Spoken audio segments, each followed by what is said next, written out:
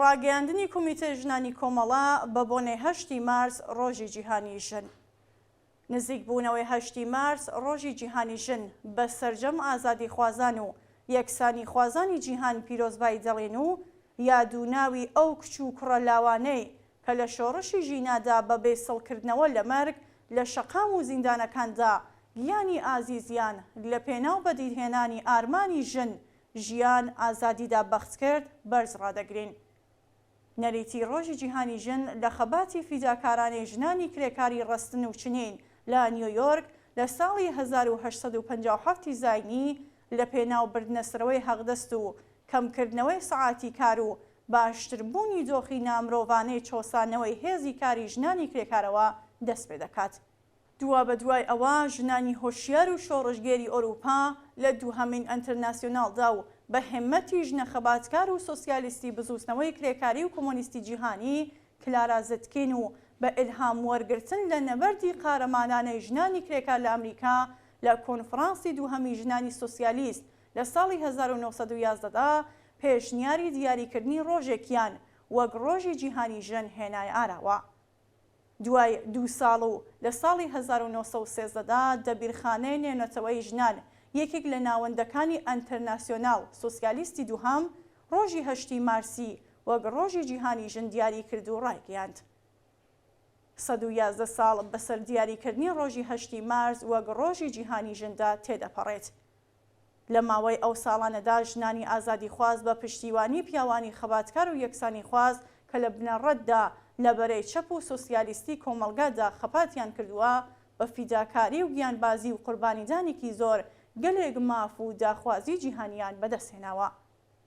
ئەگەرچی هێشتا ڕێگایەکی دوور و درێژمان لە پێشە تا سەرکەوتنی کۆسایی و نەهێشتنی یەکجاری پەڵەی ڕەشی هەڵاواردنی ڕەگەزی بە ڕۆخساری کۆمەلگای مرۆڤایەتیەوە،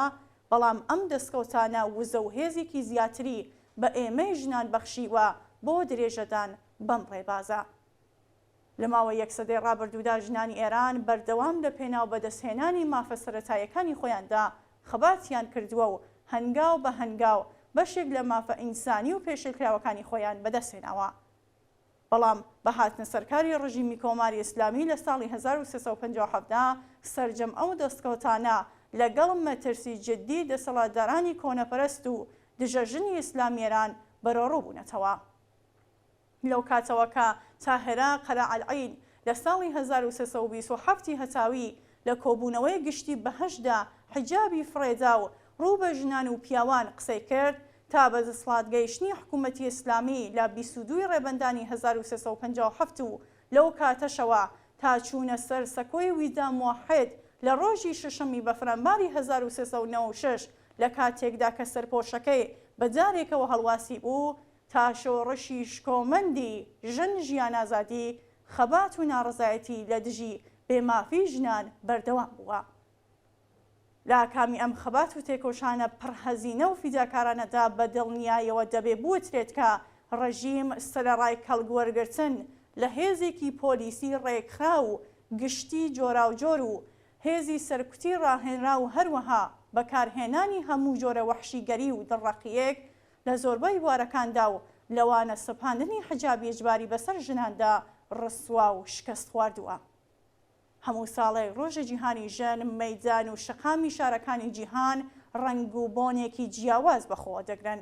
بۆ هیوایە کە ئەم ساڵیش ئەرتەشی ملیۆنی ژنان و پیاوانی ئازادی خواز و یەکسانی خواز بڕژێنە سەر شەقامەکان و لە ڕێزی لە یەک هەڵپێکراودا دەنگی ناڕزایەتی خۆیان بەرامبەر بە کوشتاری ژنان و منداڵان و خەڵکی بێدیفاعی غەزا لەلایەن دەوڵەتی مەزهەبی و فاشیستی ئیسرائیلەوە هەڵبڕن و لە دژی هەڵسوکەوتی ستەمکارانە و نامرۆڤانەی تاڵیبان بەرامبەر بە ژنان لە ئەفغانستان و دیفاع لە خەباتی ژنانی ئازادی خوازی ئێران کە بۆ ئێرانە بەرەنگاری ڕژیمێکی کۆنەپەرست و مرۆڤ کوژ بوونەتەوە ناڕزایەتی دەرببڕن و مژدەبەخشی جیهانێکی بەدوور لە شەڕ و کوشتار و ستەم و سەرکوت بن.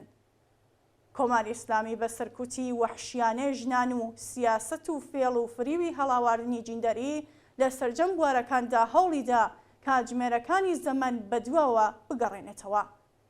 بەڵام سەرەڕای ئەم هەوڵە کۆنەپەرستانەیە ڕەوتی بەڕەو پێشچوون و گەشەکردنی مێژ و بەردەوام بووە و بە حکمی ئاڵوگۆڕە جیهانیە گرنگەکان و ئاستی بەرزی وشیاری مرۆڤەکان سەبارەت بە مافە تاکەکەسی و کۆمەڵایەتیەکانی خۆیان ئەم ڕژیمە کۆنەپەرست و دژەژنە لەسەر ئاستی جیهاندا هەرچی زیاتر ڕسوا بووە و ڕژیمی کۆماری ئیسلامی خستە ڕیزی دزێوترین حکوومەتەکانی جیهانەوە.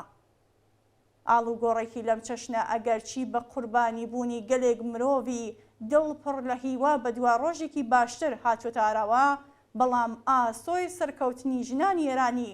لەم نەبەردە درێژخایەنەدا ڕووناکتر کردەوە. کۆمیتەی ژنانی کۆمەڵا 5 مارسی 2024